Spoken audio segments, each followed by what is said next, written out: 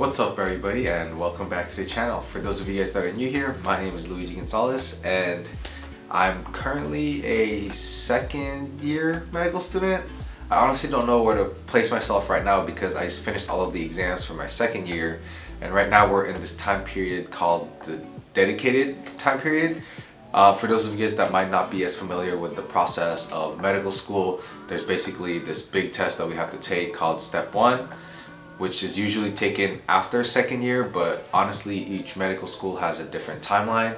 But for us, after finishing your second year courses and all of your finals for it, you get about 8 weeks to basically just determine how you want to spend those 8 weeks studying for Step 1. Some people take Step 1 only 4 weeks after, like 4 weeks out of that 8 weeks, which means that they have a whole month of vacation afterwards. Some people take it at 6 weeks, some people use up the whole 8 weeks. And basically right after those 8 weeks you start your third year rotations. I know that might not be the same for each school, but that's how it is for me, and right now I'm in that time period. So I kind of wanted to just show you guys what a day in that life is kind of like, because it's very different than what you would typically expect when, you know, just going through classes where you have to go to school, attend class, maybe you have some other types of like learning where you're seeing standardized patients. But honestly, in this time period, my whole time is up to me and I get to decide what I make of it. So let me show you guys what I do. So I would usually start my day off, you know, maybe around like 6:30, sometimes 7, depending on how motivated I feel. But the first thing that I would do is basically reviewing what I learned the day before. I feel like sometimes I just spend like the rest of the night studying new content that I don't have much time to let it sink in and review. So after I sleep, first thing in the morning is when I would review that, and that kind of helps settle it in even better, which I feel like helps. And that's basically what I would do until maybe around, you know, like 8 to 9, whenever I finish reviewing the last night's practice test that I take. And then after that I would go ahead and do another round of like practice questions, so that's what I'll review later on in the day. But basically my first block of learning starts from 6:30 to maybe around 10, and then I take a quick break.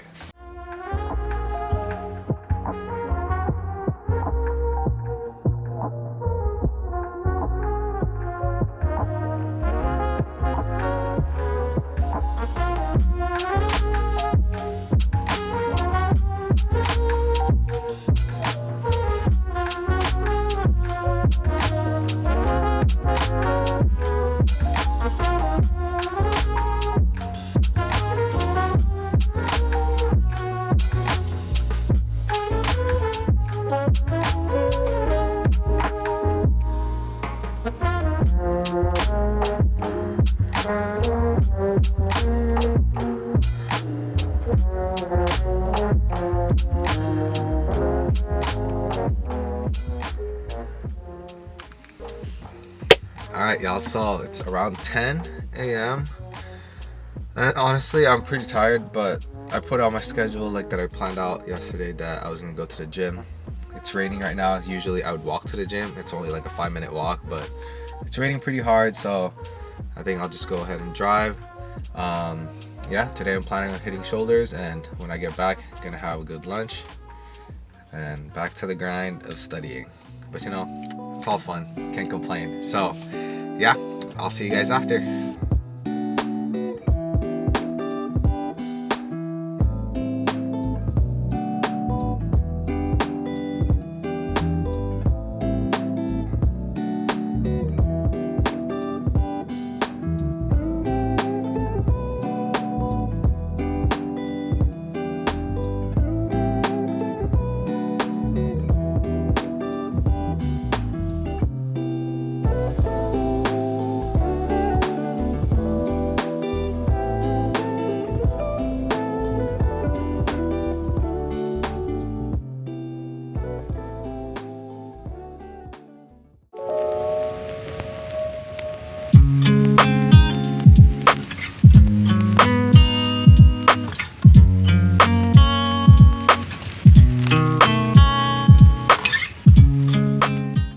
This is the Sound Dynamic Vibe speaker. Not only does it play great music, but the coolest thing about it is that it shows many different colors while it's playing the music. Like this, or this, or even that. As you can see, with a click of a button, you can change the colors that pop up, but the sound quality is also really good, and it being the shape that it is, it allows for music to blast in any different direction. Standing at 6 inches tall and weighing only 1 pound with 12 hours of battery life, I can use it anywhere I go. It can always come with me, and because it's waterproof, I can take it with me next to the jacuzzi while I'm recovering from my workouts. So if you guys think this is cool, then definitely check them out.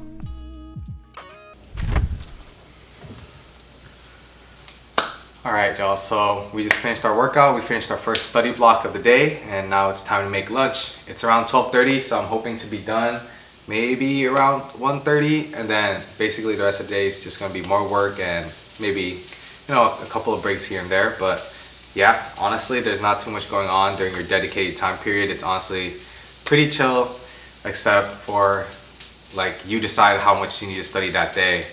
So once I start taking those practice tests, I feel like that's when the stress level is going to start stacking up. But as for right now, since it's just the beginning, you know, right now I'm just focused on covering the content that I'm not as familiar with and seeing where I should go from there.